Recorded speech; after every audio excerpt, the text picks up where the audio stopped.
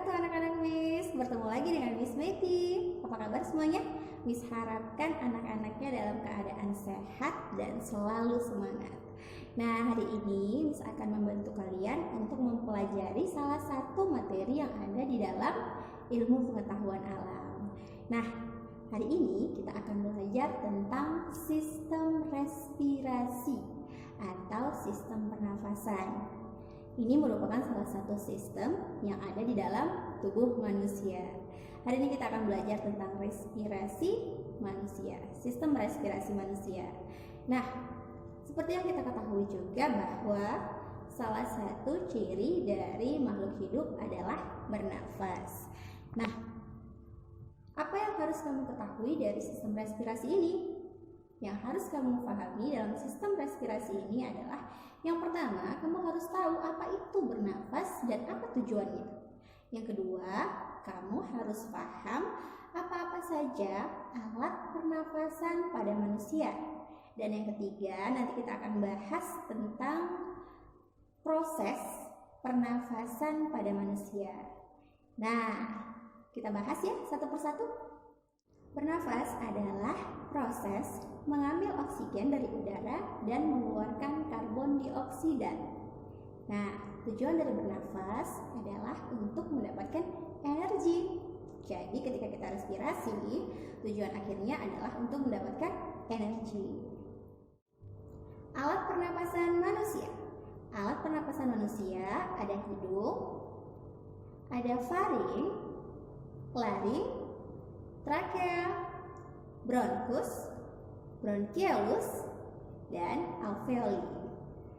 Alveoli merupakan ujung dari bronkiolus yang termasuk di dalam paru-paru. Pernapasan manusia? Nah, Miss akan menjelaskan dalam video animasi sehingga kamu bisa lebih paham apa yang terjadi di dalam tubuh kita.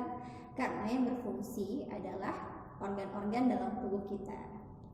Baik, kita lihat ya videonya. Sistem respirasi atau sistem pernafasan. Bernafas merupakan proses menghirup oksigen dari udara dan mengeluarkan karbon dioksida dari dalam tubuh.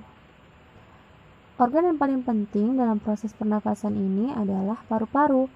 Paru-paru terdapat di dalam rongga dada, di atas sekat diafragma. Sekat diafragma merupakan sekat yang membedakan antara rongga dada dan rongga perut. Paru-paru ini dilapisi oleh selaput yang dinamakan pleura. Nah, paru-paru kanan terdapat 3 lobus. Ada lobus superior, lobus medialis, dan lobus inferior. Sedangkan paru-paru kiri terdapat 2 lobus, lobus superior dan lobus inferior. Lalu kemudian ada alat pernapasan lainnya yaitu bronkus. Bronkus merupakan percabangan antara trakea dan bronkiolus yang masuk ke dalam paru-paru. Dalam trakea ada cincin yang menjadikan trakea tetap dalam bentuknya. Kita mulai ya prosesnya.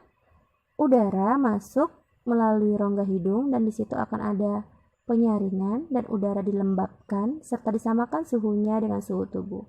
Lalu masuk ke dalam paring, lalu laring dan trakea, kemudian akan masuk ke dalam bronkus, lalu masuk ke dalam cabangnya lagi ke bronkiolus. Udara akan terus melewati bronkiolus yang sampai akhirnya masuk ke dalam alveoli.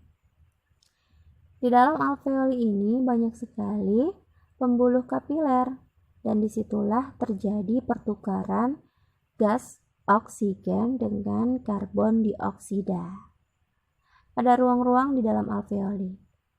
Nah, kalau kalian lihat ada lempengan-lempengan, nah itu adalah sel-sel darah dan terjadi pertukaran di situ.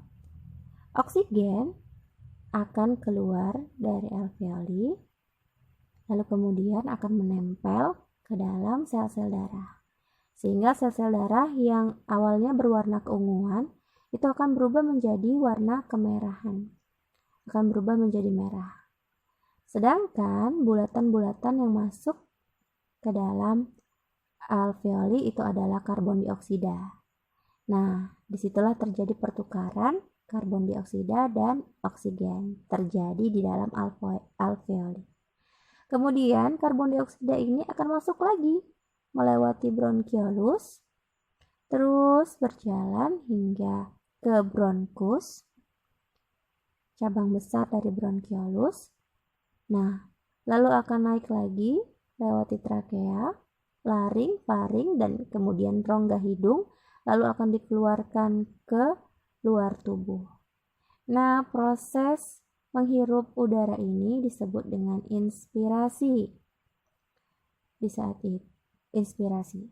Lalu kemudian proses mengeluarkan udara itu disebut dengan ekspirasi. Nah, proses inilah yang disebut dengan proses bernafas.